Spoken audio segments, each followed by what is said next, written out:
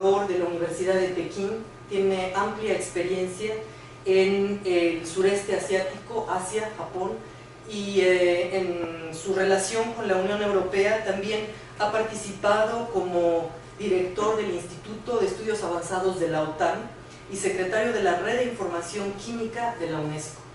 Él, su formación es doctorado de Estado en Química. Hay muy pocos doctores de Estado en Francia, de hecho se abolió, desapareció ese grado de doctor. Hay muy pocas distinciones para mexicanos, por ahí hay algunos de los mexicanos que lograron obtener ese grado. En Francia también hay muy pocos franceses. Entonces demos la bienvenida al doctor Henry Du. El día de hoy tendremos la oportunidad de conocer esa visión de científico, de investigador, pero también de empresario. ¿Y por qué nos recomienda el uso actualmente de toda esa información y por qué no se ha utilizado y qué nos llevamos de ventaja con lo mismo, ¿no? Gracias. Okay, Isabel, thank you. So I will present in English. I will try to speak slowly, and I don't speak Spanish, so I am obliged to speak either Portuguese or English, and I think that English is better. So when Isabella told me to make a speech here, she said you should speak of international development of competitive intelligence, also of patents and so on. So I prefer to do something which will be, globally speaking, governance and information management in research institutions. Why I put this title? It's because I have been in research many times, and I really feel that people in research are not looking at the information in the right ways. And very often they are looking only for their own problems, which is more and more specialized, and at the end of it, that means that they lost the fact that their knowledge could be used to bring welfare to people through the work of company and through the work and the development of various products and goods able to go to the market. So I took what I would like would be to focus on this area, and what did I do? Okay. So, if I look to one of the newspapers, not very far away, 3 days ago, there is a proposition of the Secretary to create in Mexico a Secretary of Science and Technology. And if you see what one of the purposes of this type of institution will be to develop public policy for scientific research, innovation, and to avoid the dispersion in different institutions and commissions. So that is very important to see that today, before the crisis, before the development of China, of South Korea, of Taiwan, and so on, people are facing very deep concurrences between blocks. And science is part of the concurrence. So today I will try to explain to you that science is not what it was anymore. Science now is market-driven for a while, and this is done to develop welfare and the development of a country. So when you say research, you have two ways to look at it. During the last 150 years, there has been continuing expansion of research development. The research subjects were expanding, the money was there, and of course, the cost of the projects that you have to develop at that time were not very important. Today, this is very different. In the last 5 years, available research subjects really burst because the field of research expanded. But the amount of money decreased and the cost of research projects increased. So if you look at those two ways, that means that you need a new governance in research because you will not be able to continue that way. And the problem is that many people which are managing research are still looking to research in the old way. And they want to promote everything, they want to make a research on every topic, and so on. At the end of it, they just disperse a little bit the money from right to left, and there is not enough money to develop research with a sufficient potential. So this is very important to see that this story of research itself changed. Now,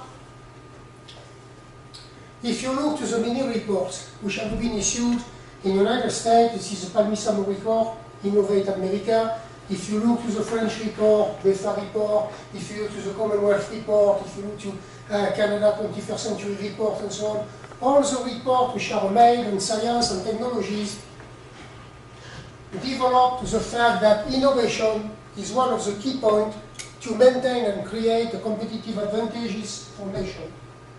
So that means that if innovation is important, you must know a little bit what innovation means. Yesterday I was at the CONACYT and people were speaking of innovation. They make a mistake, they were not speaking of innovation at all, they were speaking of inventions. Innovation is very different, and this is very important to know what today innovation means. So if we look to what is innovation? Innovation is developed in two steps. The first step of innovation, so by the way, you have many works which have been done on the meaning of innovation. You have the European Community, you have the United States, you have the Canada, you have England, and so on. So everybody agree on this sort of visions. One, creation of knowledge and competencies in research laboratories and university. This is state or industry funding. People give money to increase education, to get competencies and knowledge which is characterized on paper in scientific journals, the career of people and so on. But if you do just that, you do half the way. It's not necessary to make the first steps if you are not making the second one. And the second one, which is very important, is you get from the money of the state knowledge and competencies. Now, you have to create out of those competencies products and services able to go to the international market and, if possible, to be exported. And this second step is fundamental, and most of the advanced countries today are just looking to how they can develop the second step with systems and with mechanisms. And if you look to the second step, that means that a certain number of things should be done.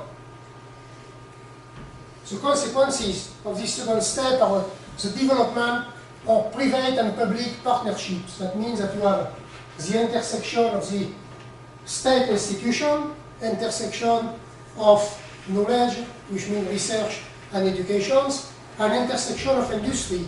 And this is between these three spheres that you will get the best way to develop innovation. So this is also work of Michael Porter, of the Tripoli list and so on. And that means that you have to develop clusters and poles of competitiveness. This second step also plead for a new role of the university. And now, in universities, there is a concept which is coming in. This is the SRR, Social Research Responsibility. If the state gives you some money, if they pay your salary, this is to give payback to the society. And the payback of society is not scientific paper. This is something to solve the society problems. New governance, a new method of management, because you have to manage everything which is above. Intense use of information science and technology and economy. That's what I will focus after on that. Exchange between people, institution, company, moving to open innovation. That's be characterized by the term the world is flat.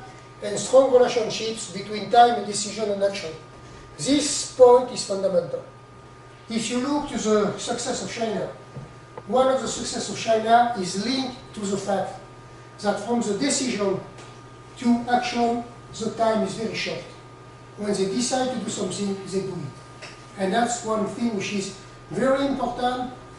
And we're in a country like a European country, like Mexico, which is more or less a Latin country, very often the time between the decision and action is very long, and you lose too much time, and then you are not performing. All what I said can be summarized by the statement of Elias Zerhouni, former director of the National Institute of Health of the United States. And he says, the success of American scientific research depends on the existing and increasing partnership between academic research, the government, and industry. So this is the basic for the triple helix. The research institutions have the responsibility to develop the scientific capitals. This is the intellectual knowledge of the nation. The government finances the best teams by a transparency system of selections. So we give money to make research going on. Industry holds the critical role to develop robust products intended for the public. This strategy is the key of American competitiveness and must be maintained. And this is that part right here, which is very important, and that research institution should develop.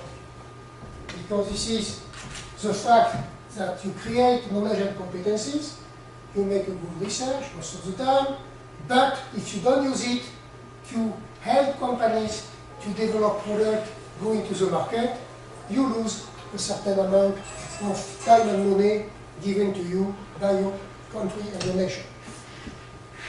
Now, I spoke of competitive intelligence. Today, most of the countries agree that you must have a systems.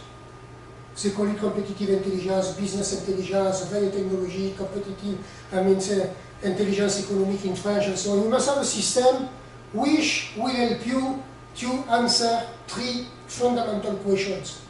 That could be used by region, that could be used by laboratories, by universities. Where are we? What is the environment? What are we doing? What are our competencies? What are our competitors? Where we are. So that means that in these first steps, you have to design some sort of systems which will help you with all the available information to exactly position the value of the university, what you are doing, among the concurrency of the world. This is very important. That could be done in science, that must be done in technologies. Where do we want to go? What is the vision? What is the goal that we want to pursue? Do we want to be one of the best scientific institutions, point? Do we want to be a good scientific institution and works with the life force of the country to develop welfare? Do we want to solve the social problems which face in region, in town, and so on? So, where do we want to go? This is what we call the vision. Without a vision, you cannot achieve any goals at all. So you have some way, and the vision is not, for instance, for a company, this is not to make money. That means nothing to me. Because how to make money, with what, in which condition, etc. You have a certain number of sub-questions that you have to answer. And the last point is, how you will go there? Which strategies will you develop? And if you develop a strategy, you have to struggle our competitors, you have to really know what are your competencies, your weaknesses, you have to make a joint venture, you have to increase your knowledge in some area and to share your knowledge in some others, and so on. And all the answers are linked to the development of a system which, from the vision and goals of the company, will collect the right information, analyze it, use experts to understand its impact, and transform it to actionable knowledge. If you have a large library, if you have a pile of papers that you publish in different journals, and if you stop there, throw it away, it's not necessary. What you have to do is to use all the knowledge that you get to transform it into actionable knowledge. Actionable knowledge means knowledge to act, to do something. And this is very important. And what I say for university is true for company, because you have the symmetry. Some companies don't care also about university, but they should. So the systems to do that, well, we call it the cycle of intelligence. This is not a cycle, but you can represent it that way. You have the vision and the goal of the company right here. From that vision and goal, you can get a lot of information. Economics, technical, scientific, and when you get those informations, you have to make them available to experts, which means searchable, indexed, categorized, put them in databases, put them in platform of cooperative work, whenever you want, to be able to be able to master what we call writing document, which is a formal information published in scientific journal, in patents, in report, in dissertations. And you have also human documents, which are the documents that people can discuss and exchange when they go to meetings, when they put some tweet, when they go to Facebook, when they have blogs, all these sort of things, when they go to exhibitions, must be gathered all together according to the vision and your goal. And then, out of these informations, you have to create knowledge. And you create knowledge with experts, which are going for part of the time to look at this information and try to understand what is the impact of these informations on what? On the goal and vision of the development of the company. It could be a new patent coming in, and then you have to discuss. It could be new laboratories which are taking the same subjects than you, and then you must have strategies which, in regard to what they are doing, that could be also answer of questions coming from the decision maker. And all this work to transform information into knowledge will give rise to recommendations, will give rise to product indexes, which will be given to the decision maker of the company to be more innovative, more competitive, increase the global skill, and do something. So this process to permanently use information to see, according to the goals that you have and according to your objectives, what you should do, and how, like a captain of a ship, you have to take the good care to move in the right directions.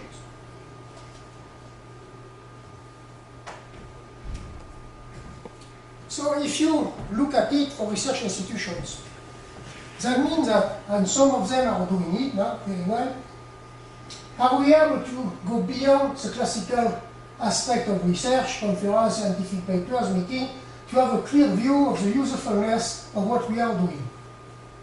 When I was in chemistry, I don't know if you are familiar with that, I was working on heterocyclic compound. On the heterocyclic compound, I was working on the thiazole. On the thiazole, I was working on the 2-methyl-thiazole. On the 2-methyl-thiazole, I was making free radical relations. That's perfectly useless. When I look at it, I mean, 20 years ago, that was crazy. But the CNRS praised me. They made me director of my labs, they gave me money and so on, for something which was really useless at all. And if you look now at what I publish and publish a lot, nobody uses it anymore, nobody cites it and so on. So one of the questions is really to say, well,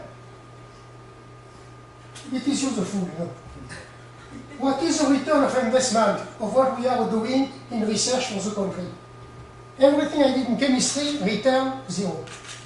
What I do now, which is not praised by the university and not praised by the French National Research Center, the return is about 50%. So that's very different. How can we develop the necessary links between our research competencies and the market development? That's very important. I pick up at random one patent from your UNAM University. Processo para el cultivo intensivo de chapulines. This is a world patent, cost $20,000. What is the return for the Mexico economy? I don't know, maybe chapulin is sold in the world, and people will make a lot of money with that. Apparently, this is not.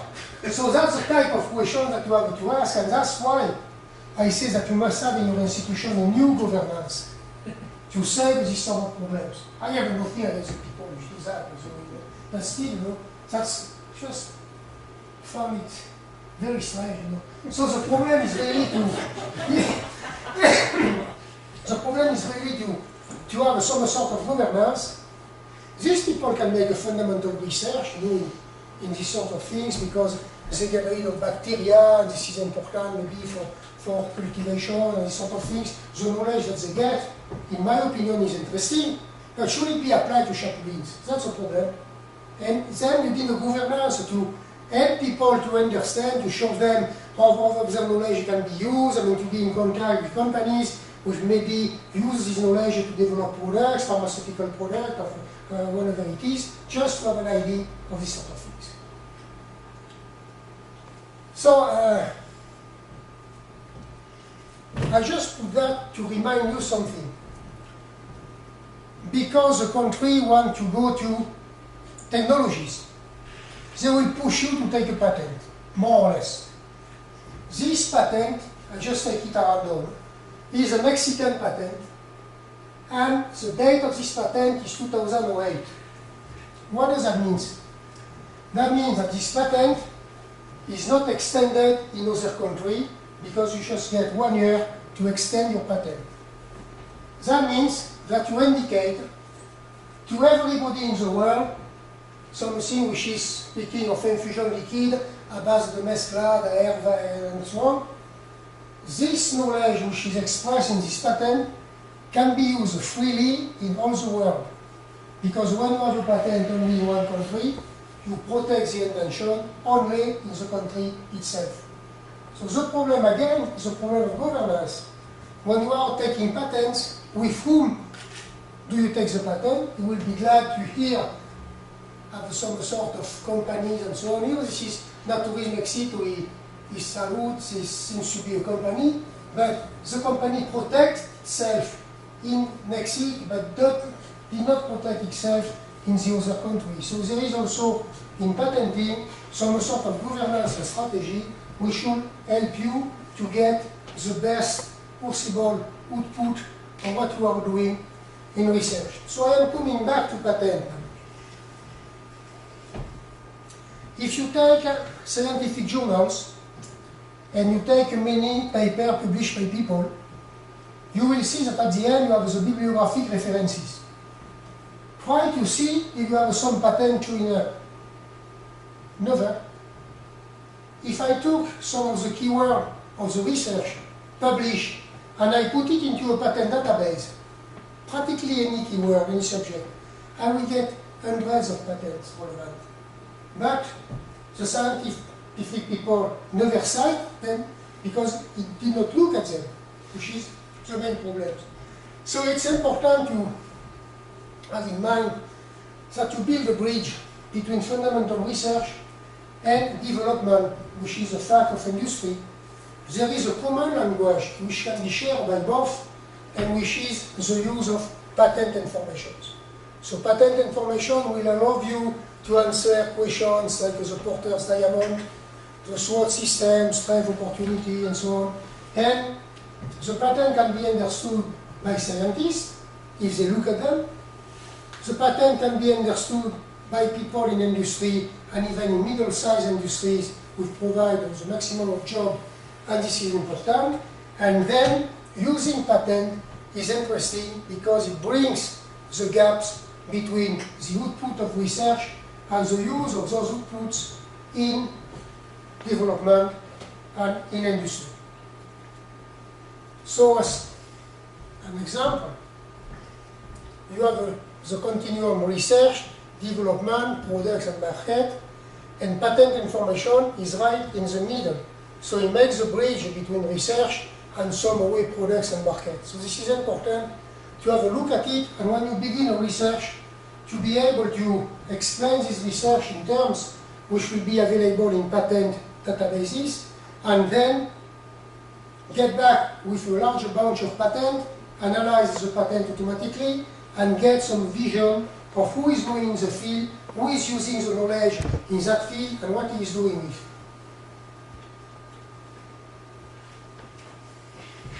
So just to have a little detail, not too many, not too much.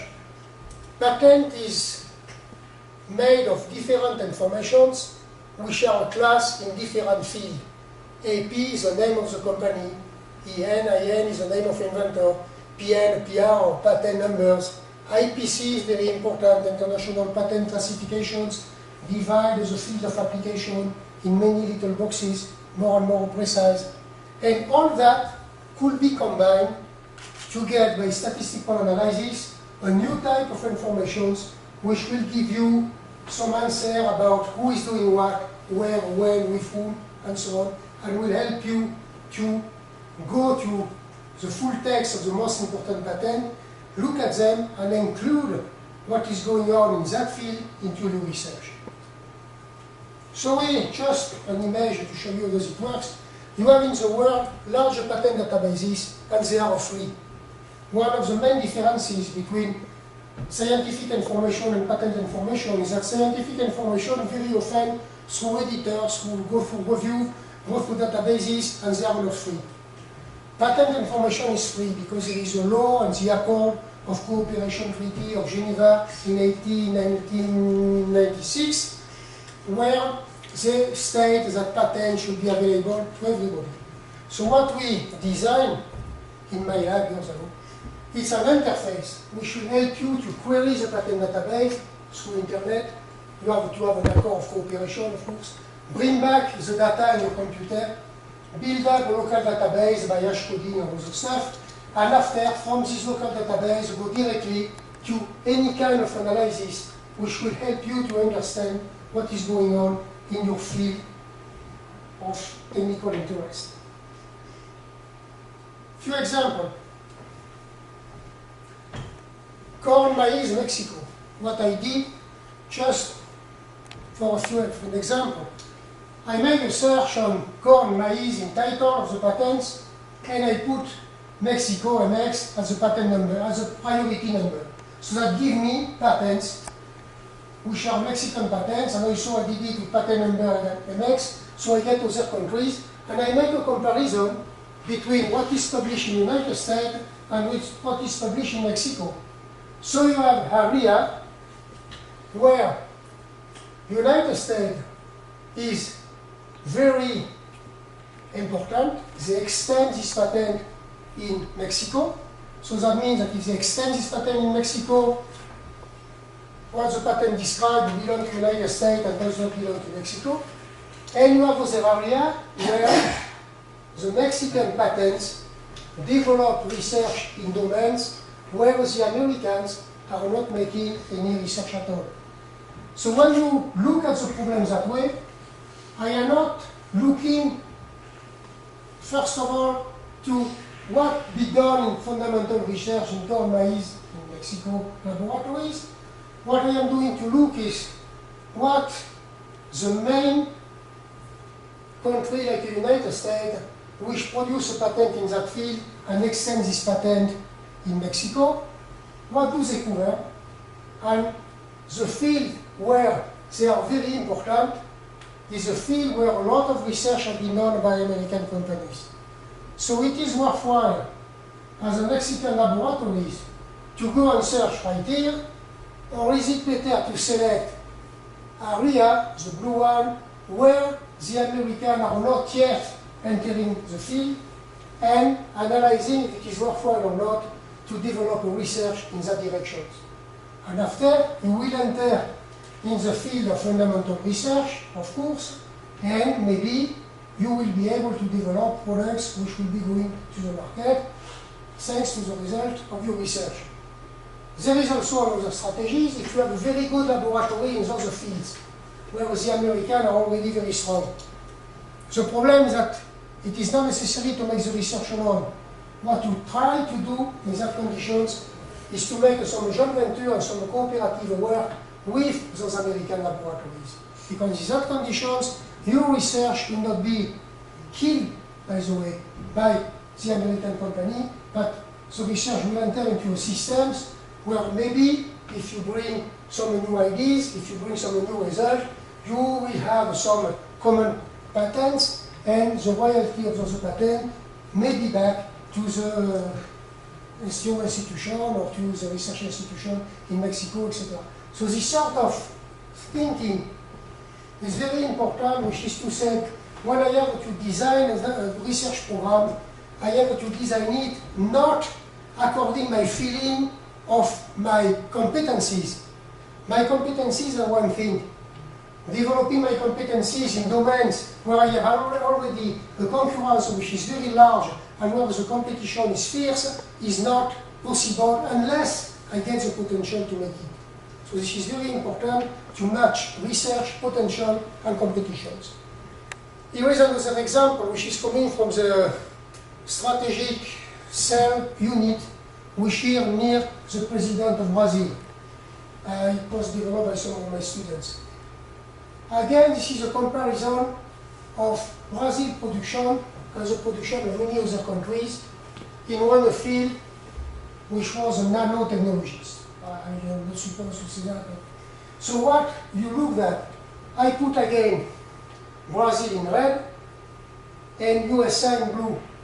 And you can see that in some area, Brazil is in advance, and in those areas, Americans are really more advanced than ours Brazil. This is for patent, same reasoning. And you have also to combine now those results with results from fundamental publications, which can be done through Matteo analysis, for instance. And then this is the CGE, which is the Center for Management and Strategic Study near the Presidency of the Republic of Brazil. This is the same research made with scientific publications on the field of nanotechnologies. And with both results in hand, they will, some experts, decide in which directions they will go. So that means that now in research, you have to prioritize, you have to develop a real research according to your competencies and your possibilities, but you have to think ahead and to see if what you will be doing will be sufficiently important and developed to be able to get the best return of investment. So this is very important to look at the problems that way, and today all the tools to work that way are available. And one of the problems is that this is available. So many countries understand. China, they developed the CNKI gateway, access to the world scientific publication, both in English, both in Chinese. So that means that they cover the field of fundamental research. And in the same way, they develop their own system of intellectual property access, the SIPO, and in the SIPO you can search in English or in Chinese for Chinese patent. So you see that they get both systems, and of course they use also the system which are available from the EPO, European Patent Office and so on, the World Patent Database and so on, but they develop also their own systems. I don't know if I told more about, no, I just a few words. Research now is made of collaboration most of the time. And when we were in Brazil, we suggest years ago that the competency of researchers should be put somewhere. So if you know, I don't know if you know it, the Brazil developed the database which is called HLATTES, name of a scientific Brazilian. And there inside the VT, the scientific production, the expertise of practically 200,000 researchers. 200,000 researchers. So that means that if you look for somebody who speaks Japanese, which is working in São Paulo in the field of zeolite, you find it. And that's a tool which is open, everybody can consult. And this database is coupled with another one which is not public, which is a database of the knowledge of the middle-sized company. This is done with the same type of keywords, and then you can see that matching the two databases, you can find all the necessary experts to develop certain area in research and also in development and application. So that's just to tell you that this sort of things exist. Countries like Thailand, for instance, they have many clusters. Cluster in silk, cluster in water massage, cluster in small electronics, cluster in palm oil, cluster in coconuts. So they divide all the field of the development of the resources and they build up clusters. And the clusters, they use widely patent information. For instance, here I have an index alert to Matteo patent, so that's why I take off this paper because the Matteo patent was unclear. Otherwise, I could not read the Thailandese, I am not reading spaghetti, as we said. And these clusters, they just analyze all the patents which appear every year or every 6 months, I don't know the period every time. They look to what is going on every year, new companies, they select machines which can be useful, they select patents which can be applied, for instance, here in developing shampoo and so on, and out of it, they build up a link between what? Collaboration in research and development. This is not complicated, and Thailand is not, This is on internet, by the way, They make a public part of it. So they have a systematic way, they query the database, they see how many patents appear every year, they see the different companies, they see the trend in technologies and so on. So out of that, they are able to develop strategies, and that helps very much. So these sort of things are important. African countries do the same. You have the WIPO, World International Patent Organizations, which develop a program to facilitate the development of innovation in SMEs. That's Africa. The number of universities is small. So what we did was I say what we did because I participated to the program. We say we will take the patent and we will show that many patents will be available free in Africa because nobody extends to Africa. They consider that the Africa do not get enough money. That's the point of view change, but for many patents, they are not extended to Africa. So if you look at it, for instance, this is an example from Cameroon. Some company were looking for new coffee roasters because they are using old one, and apparently the taste of the coffee and of the specialist was not very good. So we went to a search on coffee roaster. And because the material patent built up a database of growing, they select, not me, they extend this coffee roaster, telling that this is exactly what they want and so on. This coffee roaster is a US patent, and this is also equivalent to a world patent. So what we did was just to look at those patents and see if they have been extended in OAPI country, which is a 16 French-speaking country of Africa, which are covered by the OAPI Accord of Intellectual Property. And it was not. So they have just now to take the patent, take the drawing, go to some small companies, enterprises, which know how to make the product, making it and using it. And they can export the coffee everywhere because nobody will know when the coffee will be roasted or molded, if it is made with this roaster or with another one. So this type of applications that are interesting because instead of telling we are going from scratch to build a new one, this is better to take one which already exists and use it.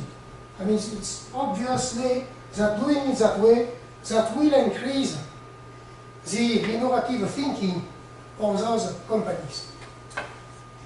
In Vietnam, which is now opening to science and technology and which wants to do a little bit like the Chinese, we have a meeting with them very often, and what we try to really make them understood is that they are in the state ahead.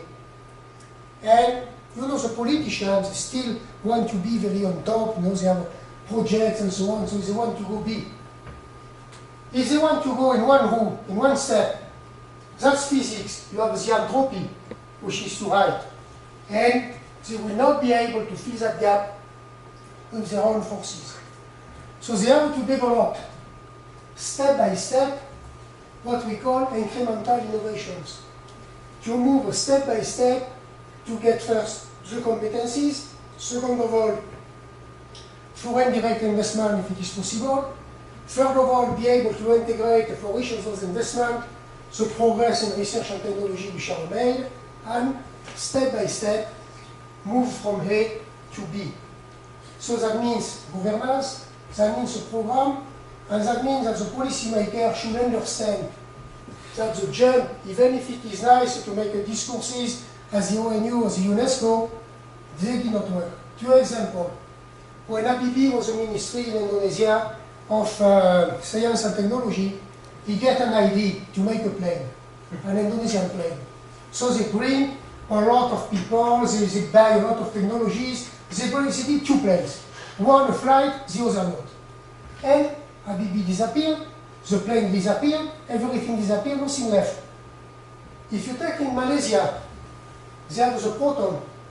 They decide one day that they will make their own Malaysian card. Because the Malaysians are very proud, so they decide to make their card. They begin to work with Honda and a Japanese company, but in the same time as they were working with them, they developed the engineer, which was understanding the technologies and techniques used by the Japanese. And now, 40% of the cars in Malaysia are genuine Malaysian cars, this is a Proton, and they export it in Australia. So that's two examples. We showed you how to use this way to move step by step.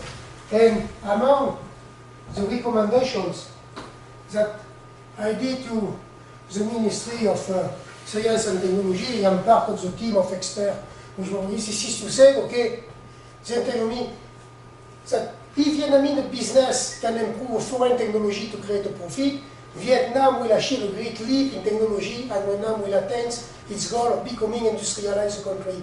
So this is to say, don't aim too fast, don't aim too high. Step by step, try to understand what is the need of the country and replace the product by making those products yourself with various examples which you can look at, especially the example of South Korea. So looking at these step-by-step systems help you to actually almost finish, help you to do that. I would like to finish by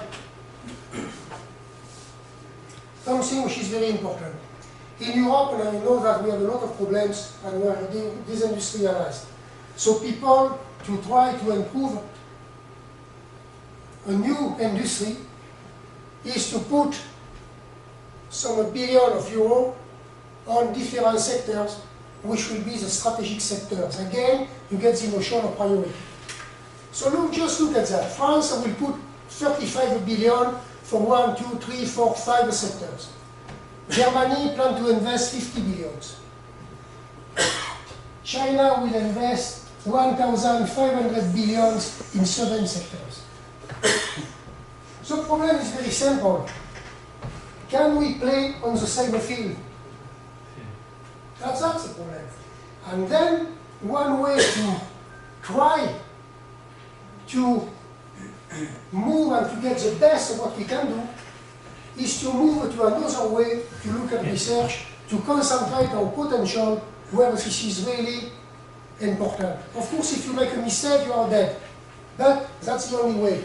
So you have the evolution of the mission of the university, and if you look to the 21st century, you see that this is starting. You have to teach to individuals and organizations. Most of the time, this is people which are coming to university. Now that's organization which have to be taught, which is very different. Research, individual and group. Groups of academics and industry. We should work together in projects just to facilitate the percolation of results from research to industry. Economic and social development, of course, companies to make jobs and to make welfare, and region to solve some of the problems which arise in the sociology of the development of the country itself. So if you do that, that means that research in university will need new governance. Research should be think in another way than this is today, and out of it you should develop some sort of vision and move in another way to discuss, to meet companies, to discuss with the decision makers and so on, and the politicians, just to get some people feel that way. So if some of you are interested by competitive intelligence and what I am talking about, if you go to this internet address, there is an interactive ebook that I designed and I put it online a month ago, because this is used as a DBA option of economic intelligence in France, in China, and also in Malaysia. So you will get all the information necessary to get more from what I say. And you have the site which is important, www.cnworldwide.org. And I thank you, and if you have 5 minutes to discuss, I would be glad to have you as you want. Thank you, Professor Henry Du.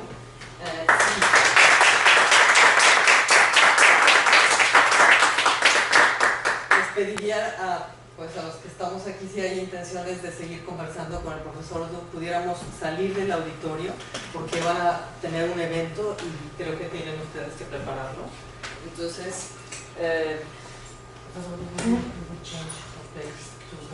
Bueno, continúo de otro côté, no problème.